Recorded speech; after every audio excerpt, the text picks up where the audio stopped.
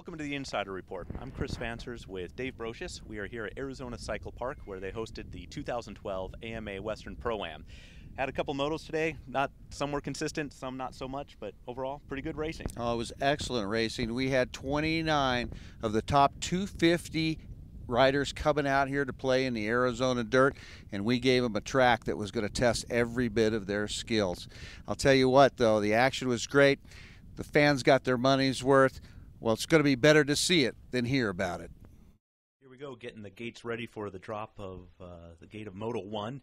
And as they race into the first turn, Cody Nobles on the 651 Yamaha out of Colorado grabs the whole shot on his two-stroke. Yeah, the two-stroke just ripped out there right now in front of 29 guys, but it was nobody but Mr. Lilly there after he got that Honda out front. We see that another two-stroke sitting in there. They're actually two strokes, 2 and 3, as Cody McElroy inherited second place there.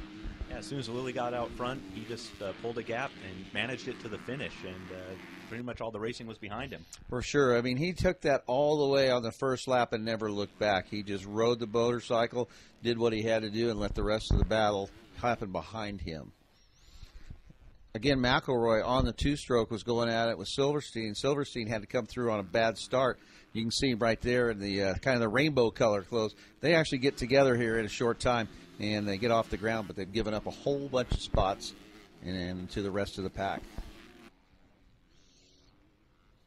So Cody just working it around this ACB track. Here we go see Silverstein once again, and those two riders were putting on quite a show here for the crowd, but all of a sudden we see somebody emerge, and it's going to be Cole Martinez chasing down Buddy Bruner all of a sudden. And as we said, Silverstein and McElroy were on the deck. Austin Burns got a horrible start, and he started working his way up through the pack and looked pretty good on his Honda. He's only been on that for a few weeks, I heard. Yeah, just actually, I think about a week is all, plus he's kind of riding with a cold. So, but again, this is his backyard in his hometown. Here comes more of our heroes, as we say, our hometown heroes, Cole Martinez, Buddy Bruner. Both of these guys kind of racing borrowed motorcycles this weekend. They wanted to ride, and they had to find something to ride. And Austin was on a stock bike, but borrowed pipe. And, that was pretty much all he did to his bike. And Blake Lilly crosses the finish line in first and heads straight to the podium. Blake had an excellent ride. I'm telling you what, he got up to the podium almost before second place got to the finish line. That's how the lead was, and he did an awesome job out there today. The Honda really worked well for him. For the fun race of the day, we had the FMF two-stroke challenge. Anthony DeFazio rides out here a lot, just grabbed the whole shot and ran off with it. Oh, there's no doubt. These guys were all out here racing for fun, and it was more about the race, no points, no problems. Just come out and ride your fun time on your two-stroke, and just to give everybody a little of that smoky action of a two-smoker. Yeah, the nostalgia of the sound out there was bringing me back.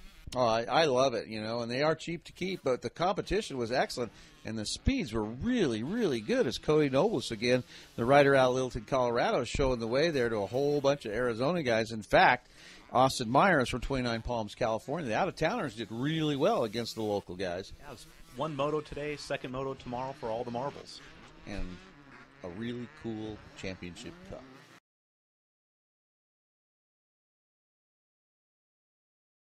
Drop for Moto 2, and there's a couple Hondas up front quick with Silverstein getting the whole shot. Yeah, Silverstein rocketed out there, but Burns getting a much better choice on the gate. Showed the way around here on the first lap as, a trio of Hondas was actually up there in front. The Red Riders were looking pretty strong here. Burns is going to show the distance here very quickly as he works this racetrack quite well. Hometown guy, he's out here a lot getting his time, but he's only been on the bike for less than a week, so he's showing the Honda is working for him, and he's working the Honda pretty well. There's Lilly right now. Lilly was in second place as he got around Silverstein. We're not sure what happened to him, and then there's Nobles, but here comes Bruner, and of course Martinez. And Martinez riding a borrowed bike set up for about a 130-pound rider. Trust me, Martinez does not weigh 130. Add 20 or so to that. Bike was definitely giving him a hard time. Well, the track knowledge probably came into his favor. Where the bumps were and what to miss and how to find the smooth lines if you had the suspension set up for a guy half his size almost. That's true, and of course he starts reeling in Lilly right there, and he understands that you know, it's real important how they do the scoring here. If he can get around Lilly, things are going to be a whole lot better for him in the overall. But chasing Burns down, I don't think that was going to happen. Lilly was trying to give it his best effort on Honda, and you could see, you know, that Martinez would come up jumping short just for the fact that he was not set up for the suspension, or I should say the suspension was not set up for him. But he makes the pass on Lilly anyways. Very calm, cool, very relaxed here. Like I say, very comfortable with ACP. Martinez even mentioned once he got in a second, he just paced himself off of Burns so as to try and keep everyone else behind him. Without a doubt. And, of course, Austin Burns had a little bit of a cold. Much better start in the second one here, and he gets to the top of the box.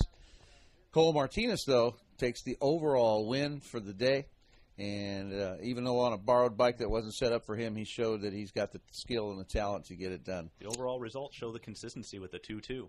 That was some great racing action today, but tomorrow we may have a 40-man full gate vying for those double points. I think we're going to have more than 40. I could even see possibly qualifiers coming out of tomorrow's action with the 450 class because it's an open competition. There's no doubt about it. Guy wants to bring his 250F out and play with it, he can do that. It's not that just 450s. It's run what you brung action. And, of course, we had some great action that went on today in our B classes as Mark Worth made his appearance on the big bike for the first time. Tried to get it done here at his home track, but you know what? He had a big get-off during the first moto. Toughed it out, came back second moto, won, kind of limped it into the pits. Not sure if we'll see him tomorrow or not. But we just had some awesome time today. Great numbers. We want to remind you that we got lots of action going on here at ACP. We've got the Insider Tex-Mex dinner going on.